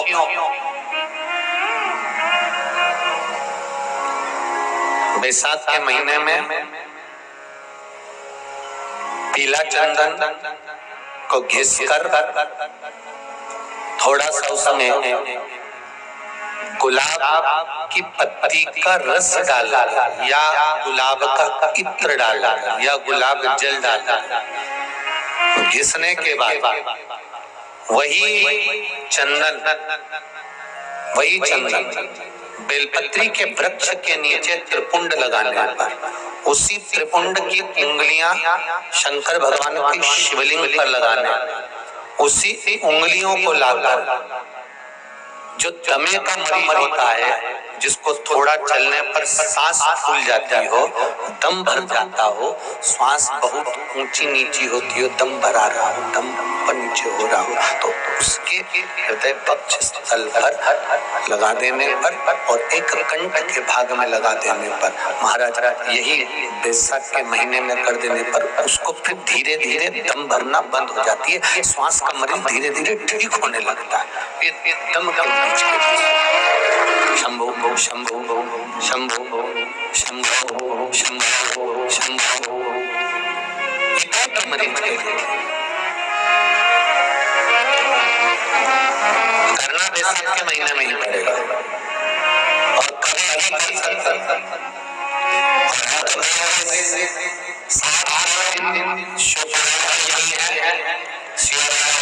यही है और तुम भी यही है। करने में क्या जाता है,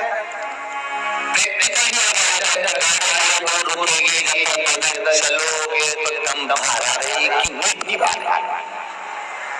तो तुम कम से कम दूसरे दिन पत्र में लिख कर तो भेज दोगे, गुरुजी तुमने की थी, हमने दूसरे दिन ही कर लिया, और फिर आया में अब भरे कि नहीं भरे, या तो दम रहेगी या फिर दमादम रहेगा, या तो दम रह जाए या फिर मेरा शिव रह जाए, मेरा शंकर, मेरा मुक्ति, मेरा शंभु रह जाए।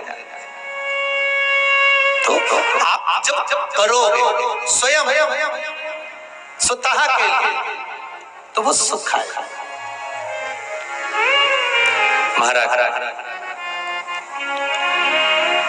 हेमकांत जी को समझाने वाले जो ऋषि थे 300, उन पर क्रोध कर दिया। सतमार्ग बताने वाला हमेशा बुरा ही लगेगा, होटल ले जाने वाला अच्छा लगेगा, मदिरा पान कराने वाला अच्छा लगेगा, किटी पार्टी में बैठना अच्छा लगेगा, पर सत्संग में बैठना अच्छा नहीं लगेगा। जो तुम्हें ज्ञान का उपदेश दे, जो तुम्हें समझाए, जो तुम्हारे मार्ग को स्पर्श करे, सुंदर मार्ग की ओर लेकर जाए, वो तुमको अच्छा नहीं लगेगा।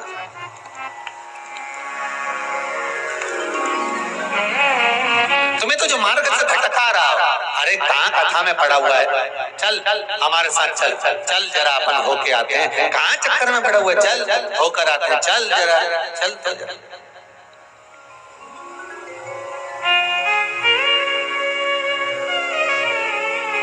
सुख क्यों ना मिले, आनंद क्यों ना मिले। हेमकांत को भटका दिया। हेमकांत ने 300 ऋषियों पर बाण चलाए और 300 ऋषियों को मार दिया। 300 ऋषियों को खबर पहुंच गई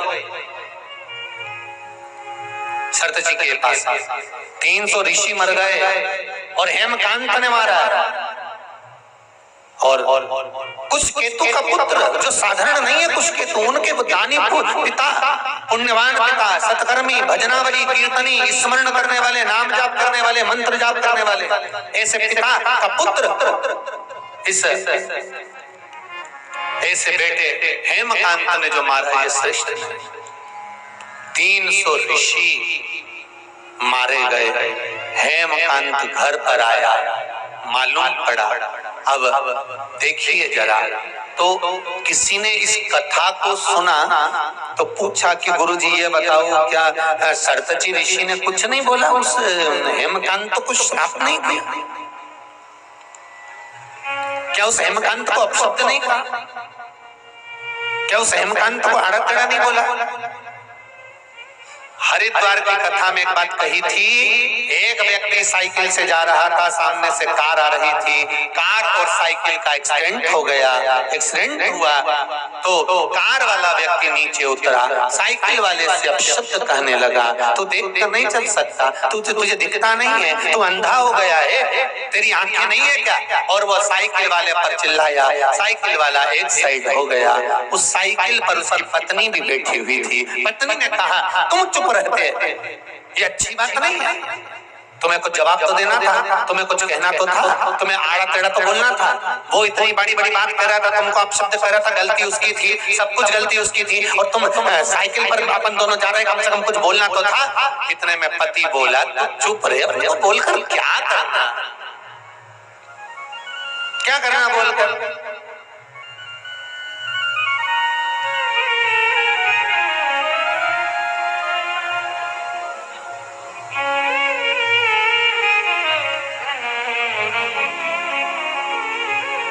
उसने अपशब्द बोला, पलटकर आपने अपशब्द बोला, तो मतलब क्या? पति ने अपनी पत्नी को समझाया। पत्नी बोली, मैं बोलूं क्या, तुम नहीं बोलो तो? पति बोला, तेरे हाथ जोड़ूं मत, बिल्कुल मत।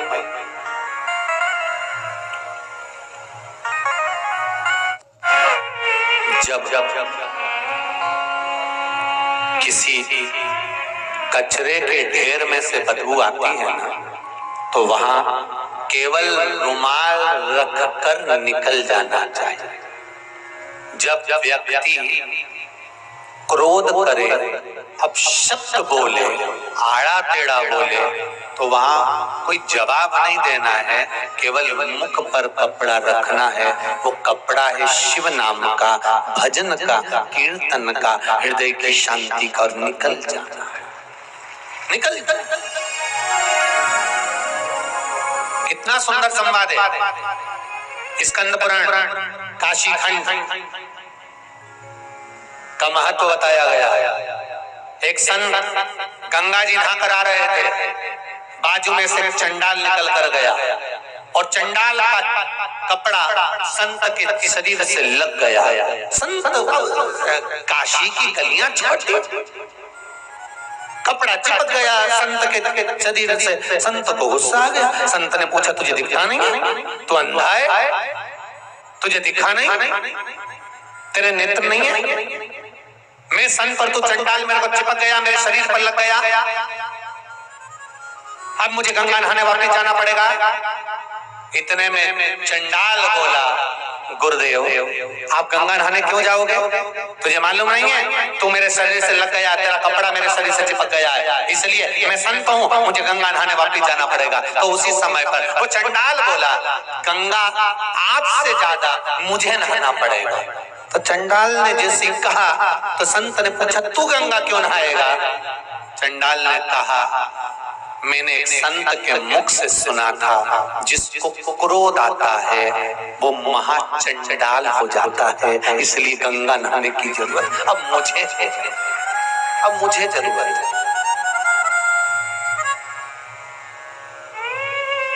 अब तुमको गंगा की जरूरत नहीं, मुझको गंगा की जरूरत है।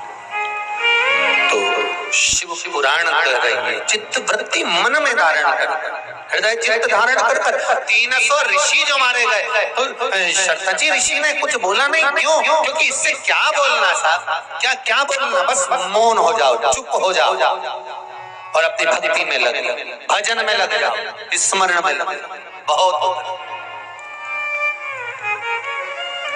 फिर भटकान नहीं होना चाहिए।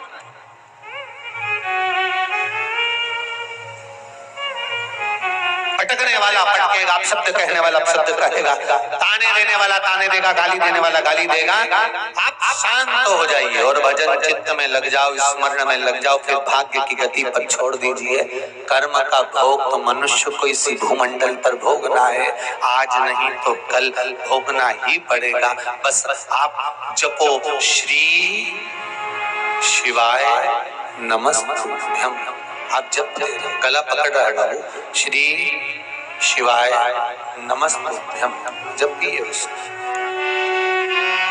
श्री शिवाय नमस्तुभ्यम, श्री शिवाय नमस्तुभ्यम, श्री शिवाय नमस्तुभ्यम, श्री शिवाय नमस्तुभ्यम। मंत्र जाप करें, जितना स्मरण में लगा। अब हेमकांत को शरत जी ने कुछ नहीं कहा, पर हेमकांत जब घर गए, कुछ केतु को मालूम पड़ा कि मेरे बेटे ने 300 ऋषियों को मार दिया, 300 ऋषियों के प्राण ले लिए, 300 ऋषि समाप्त हो गए, 300 ऋषि के प्राण चले गए, 300 ऋषि समाप्त हो गए। ब्राह्मण हत्या माथे चढ़ गई है हेमकांत। कुछ केतु ने अपने नगर से बाहर निकाल दिया, कुछ केतु ने कहा तुम जाओ, अब तुम्हारी कोई जरूरत नहीं है, क्योंकि तुम्हारे माथे पर ब्राह्मण हत्या चढ़ गई है, ब्राह्मण हत्या तुम्हारे माथे पर पहुंच गई है, ब्राह्मण हत्या तुम्हारे सिर पर आ गई है, अब तुम चले जाओ, अब तुम जाओ।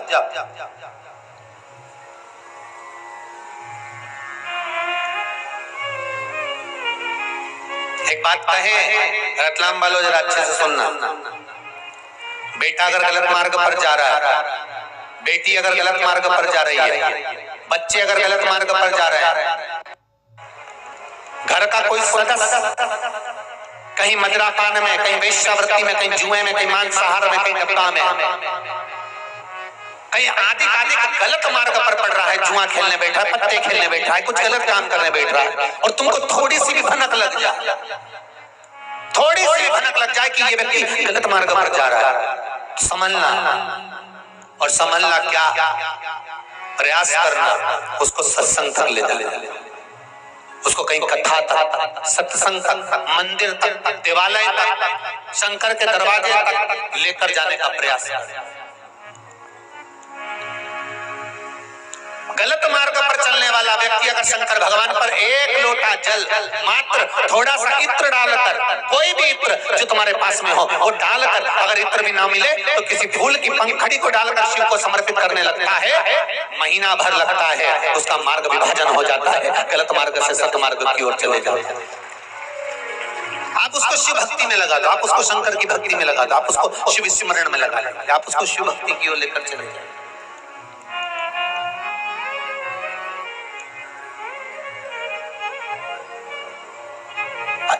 जितने प्रयोग बताए जाते हैं, जितने यहाँ से उपाय बताए जाते हैं, ये उपाय, ये प्रयोग, ये सारे जो प्रयोग हैं, उपाय हैं, ये ध्यान देना, ये दूसरों से कराने के नहीं, अपन को खुद को करना पड़ते हैं। जो गलत मार्ग पर चल रहा है तो वो खुद करे। कई माताएं पूछती है, गुरुजी महाराज छोरा तो कहीं नहीं करेगा, तो मैं कर लूं कहीं?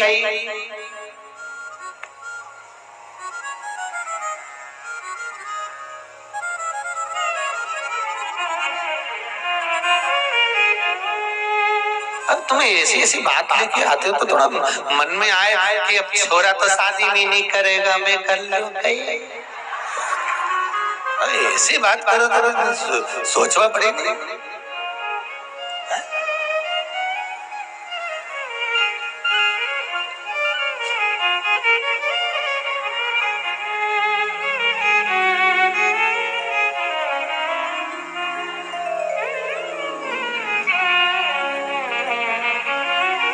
तुम खाओगे तुम्हारा पेट भराएगा, वो खाएगा, अरे बोलो तो, उसका पेट भराएगा।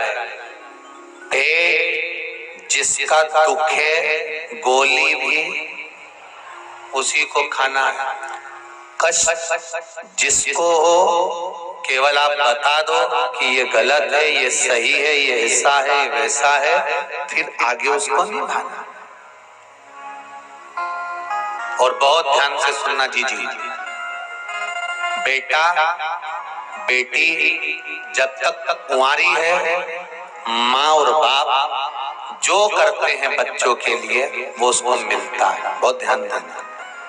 बेटा और बेटी का जब विवाह हो जाता है, दूसरे गोत्र की लड़की जब तुम्हारे गोत्र में आ जाती है, तुम्हारे बेटे से संबंध हो जाता है, या तुम्हारी बेटी दूसरे गोत्र में चली जाती है, तब माता पिता अपने बेटों के लिए, अपने बहू के लिए या अपनी बेटी के लिए, अपने दामाद के लिए कुछ करते हैं, वो श्रेष्ठता नहीं बनती। हाँ, हाथ लगवाकर, जैसे आप जल चढ़ाने जा रहे हो और बहू के लिए चढ़ा रहे हो या पति के लिए या बेटे के लिए चढ़ा रहे हो, पति के लिए तो चल जाएगा, पर बेटे के लिए चढ़ा तो बेटे का हाथ का स्पर्श होना जरूरी।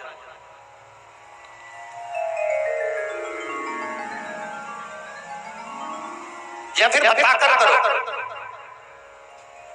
एक माँ ने लिखा था पत्र, शायद पढ़ा भी था, कहीं रायसेन की कथा में पढ़ा था, तो एक माँ ने लिखा था कि गुरुजी वो मैंने बेटे के लिए पशुपति व्रत करा और मेरा काम नहीं हुआ, तो मैंने उस पत्र जब आया तो पत्र का जवाब लिखकर भेजा।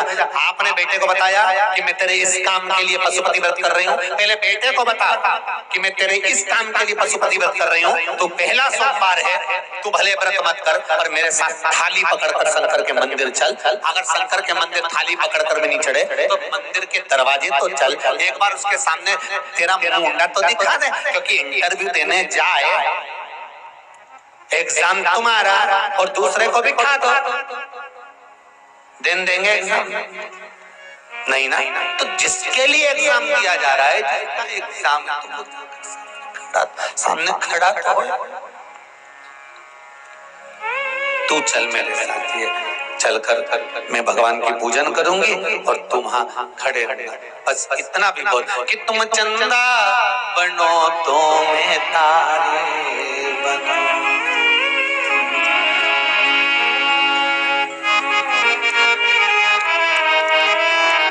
महाराज आकाश में मिलेंगे ओ भोलेनाथ, आकाश में मिलेंगे ओ भोलेनाथ, तेरे संग में रहूंगी ओ भोलेनाथ, तेरे संग में रहूंगी ओ भोलेनाथ, मेरे ओ भोलेनाथ, ओ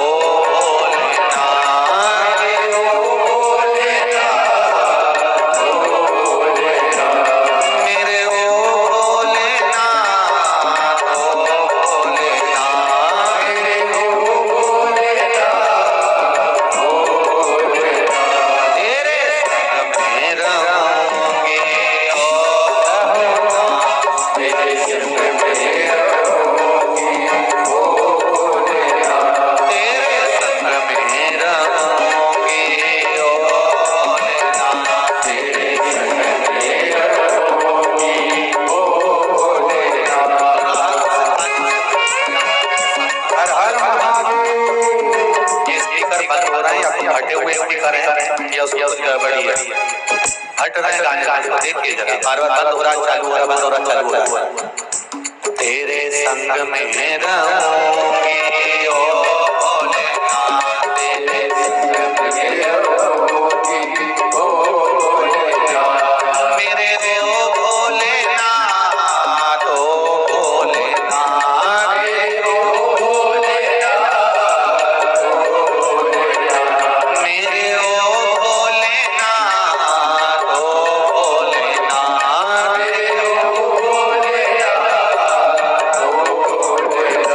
मेरे ओ तेरे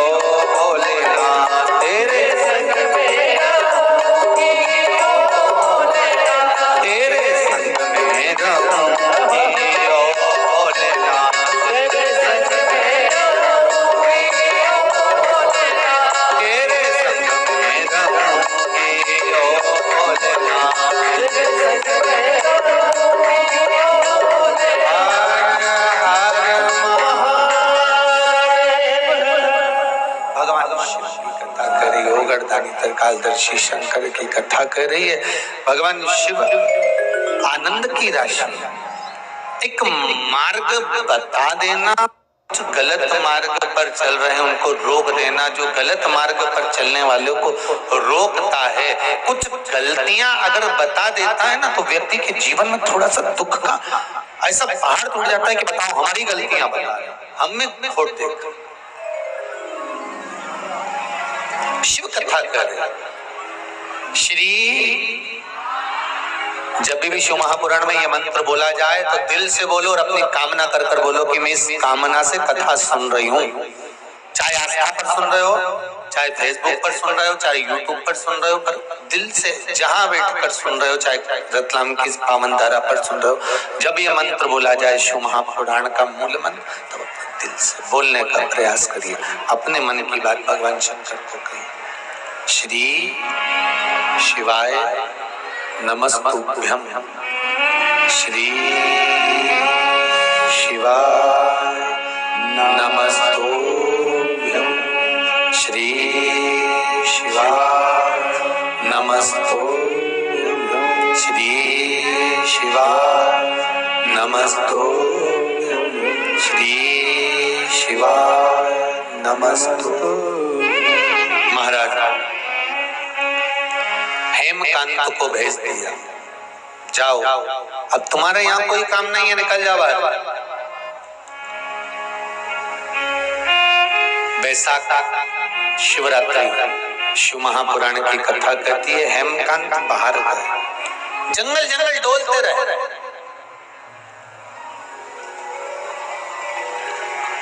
शिवरात्रि के दिन, बैसाख महीने की शिवरात्रि पर एक लोटा जल चढ़ाने का क्या महत्व है, ये हेमकांत की कथा करेगा, उसको समझ लेना जरा अच्छा से। स्कंद पुराण,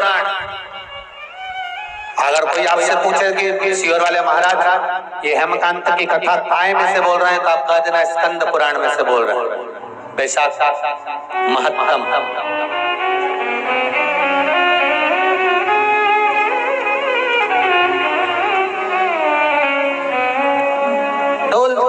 फिरते घूमते,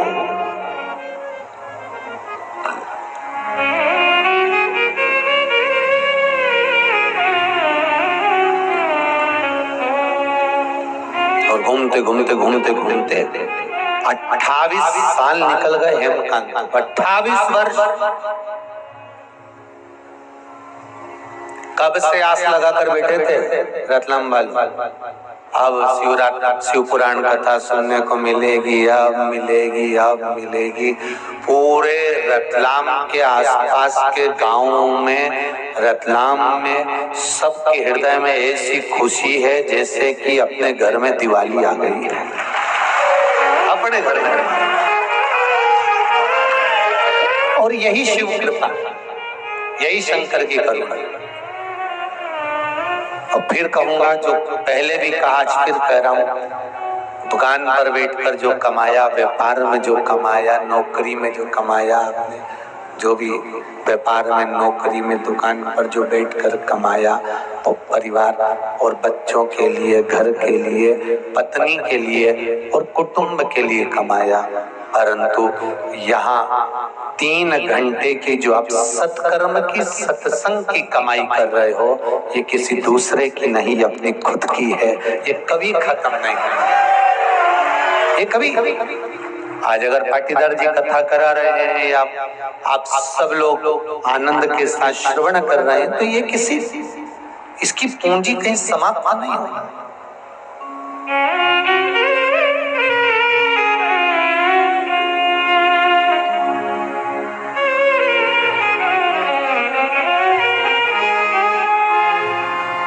खेती में बीज कैसा भी जाए,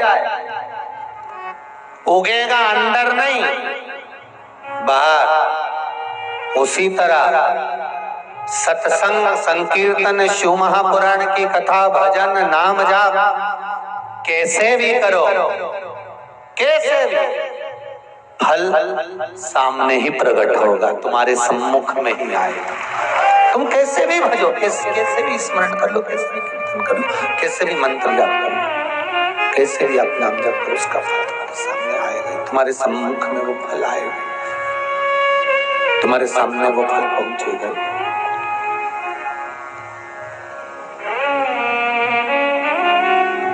28 साल हो गए थे हेमकांत को वनों में विचरण करते करते, घूमते घूमते घूमते घूमते घूमते घूमते 28 साल के बाद में एक वृक्ष के नीचे बैठे हुए थे। तभी एक त्रित नामक के मुनि, जिनका नाम था त्रित नामक के मुनि, निकल कर जा रहे थे। बैसाख का महीना था, धूप बहुत तेज पड़ रही थी। त्रित मुनि चलते चलते चक्कर खाकर नीचे गिर गए। ना जल मिला था, ना भोजन मिला था।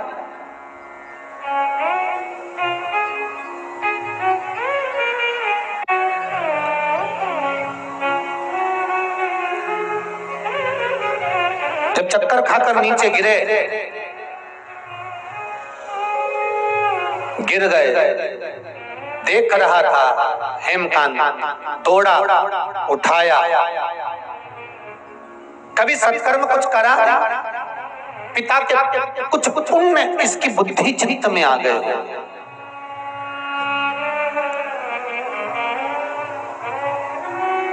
हमारे माता पिता के संस्कार, माता पिता का ज्ञान उपार्जन का आनंद सुख हमारे भीतर आ ही जाता है।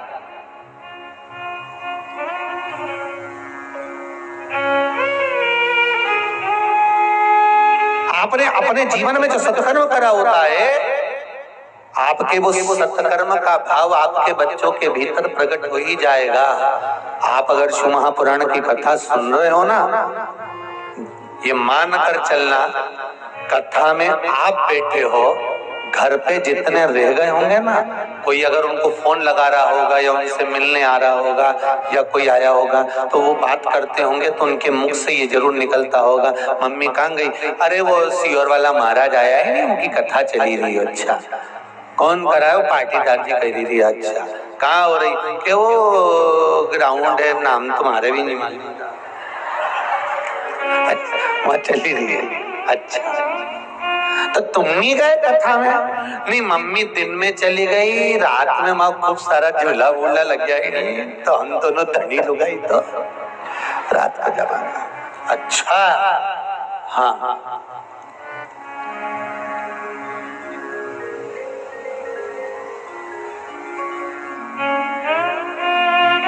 तो झूला झूलोगा? हाँ, अच्छा, झूले से क्या ज्ञान मिलता है? ज्ञान मिलता है तो कथा से मिलता है, तो तुम्हें कथा में जाना चाहिए। नहीं नहीं, झूले से भी मिलता है। क्या मिलता है? झूला ऊपर भी जाता है, नीचे भी आता है। जिंदगी में ऐसा चलता रहता है, ऊपर और नीचे। बस इतना याद रखना, इस ऊपर और नीचे के चक्कर में उल्टी नहीं होना चाहिए। बस इतना ध्यान रखना कि जिंदगी के मोड़ बहुत सारे आएंगे, ऊपर भी जाने का मौका मिलेगा, वापस जाओगे, फिर नीचे भी वापस आओगे। जिंदगी के उस उतार मतलब कहीं अहंकार नहीं आना चाहिए। अगर अहंकार आ गया तो जीवन बर्बाद हो जाएगा, जिंदगी नष्ट हो जाएगी। अभिमान उससे बचना है, उससे बचने का प्रयास करना है हमको। महाराज 28 साल के बाद हेमकांत के सामने ये त्रित्र मुनि गिरे, उठाया, वृक्ष की छांव में ले गए। थोड़ा सा तुम्बी में पानी रखा हुआ था, पिला दिया। पत्ते से थोड़ी सी, वृक्ष के पत्तों से हवा करता, वृक्ष के पत्तों से थोड़ी सी हवा। मुनि का चेतना जागी, उठे,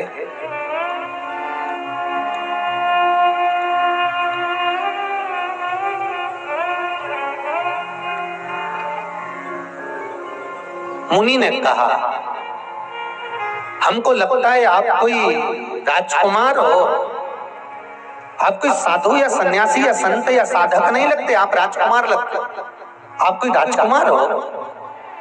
हेमकांत ने अपने हृदय की बात त्रित मुनि के चरण पकड़कर रोकर कह दिया। त्रित मुनि ने कहा, देखो 300 ऋषि तुम्हारे हाथों से मरे हैं, कर्म का दंड तो भोगना पड़े। तो सब इस बात का स्मरण रखना कि ये मत सोचना कि तुम्हारे कर्म का दंड कोई दूसरा भोग लेगा।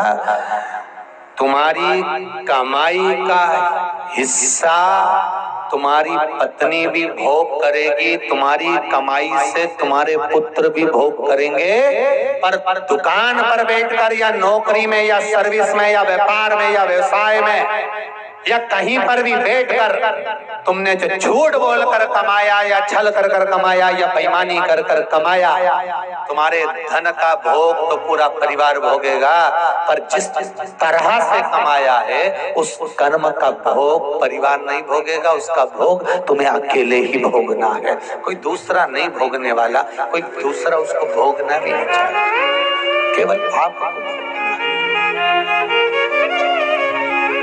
मत बुरे कर्म कर बंधे वरना पछताएगा, भगवान की आंखों से तू बच नहीं पाएगा, तू बच नहीं पाएगा। अरे ओ अज्ञानी मत करना दानी, तेरे कर्म का फल भी तू ही पाएगा, जैसा किया तूने तेरे आगे आएगा। मत बुरे कर्म कर बंदे वरना पछताएगा, भगवान की आंखों से तू बच नहीं पाएगा, तू बच नहीं पाएगा। कुछ सोच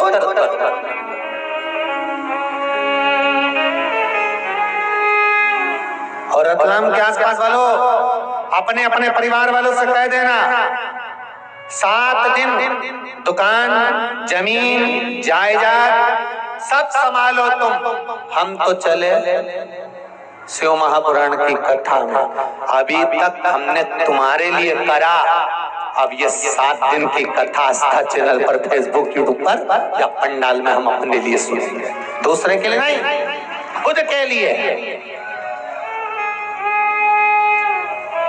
बीमे की रकम जमा करी, मरने के बाद किसको मिली? नहीं, अर्थी पे बांधी, निकाल के तुम्हें कुछ मिला? जोड़ जोड़ के मर गए, 500 रुपए जमा कर दो, 1000 रुपए जमा कर दो, हर महीने की किस्त आ गई 20,000 रुपए, 5,000 रुपए बीमे की किस्त खूब जमा करी, और मरने के बाद पत्नी को मिली, बच्चों को मिली, तुम्हें क्या मिला? जोड़ जोड़ के रो रो के मर गए, यहीं छोड़ गए।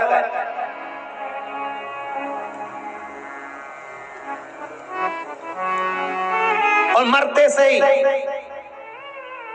बीमे वाले आ गए कागज लेके, पत्नी तो बेचारी मुंह पे पल्लू रख के बैठी थी। इतने में छोरा आके बोला, मम्मी, ओ मम्मी, हाँ बीमे वाले अंकल आए।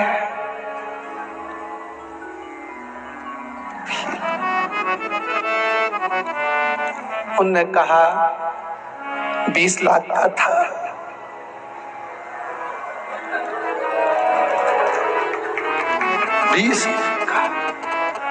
कितना मिल रहा है? 70।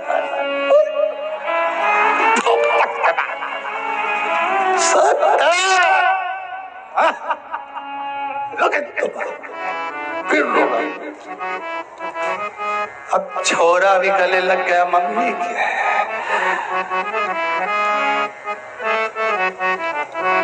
मैंने क्रूजर देखी है, एक गाड़ी कोई लूंगा। बाप गया ऊपर, छोड़ा नीचे। क्या जिंदगी? अरे हेमकांत, कर्म का भोग भोगना पड़ेगा।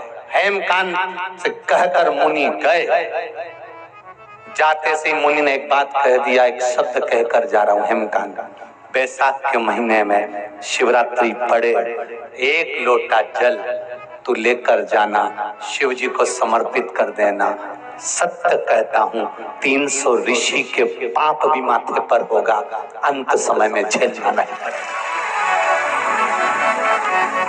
हेमकांत ने एक लोटा जल लेकर पहुंचे और एक लोटा जल हेमकांत शिवरात्रि पड़ने पर मुनि के शब्द सुनकर स्कंद पुराण कहती है जब शंकर भगवान के शिवलिंग पर समर्पित करा, करने के 3 दिन बाद हेमकांत के प्राण छूट रहे थे, यम के दूत बंदी बनाने आए थे।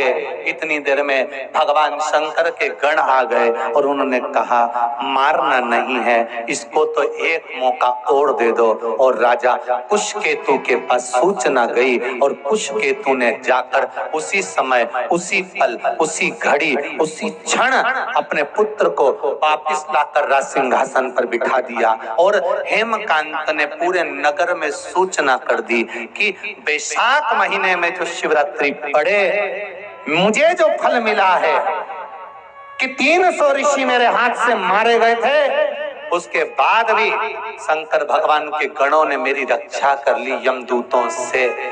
आप सबको मौका मिला है। बैसाख महीने की शिवरात्रि के दिन ही ये शिव महापुराण कथा का विराम है। हम भी सुबह के समय पर रतलाम नगर का जो भी शिव मंदिर होगा, जो भी एक शिव मंदिर होगा, उसमें हम भी सुबह के समय जाकर जल चढ़ाएंगे। आप भी चढ़ाओ।